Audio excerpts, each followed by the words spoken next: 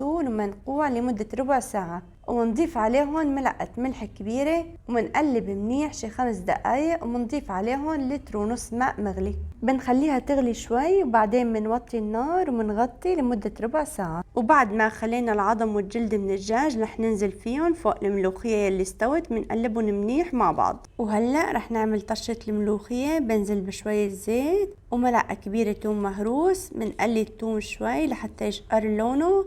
بعدين بنزل بنص معلقة كزبرة ناعمة ومنحركهم شوي ومنضيفهم فوق الملوخية ومنقلبهم مع بعض ومنتركهم يغلوا 10 دقايق على نار هادية.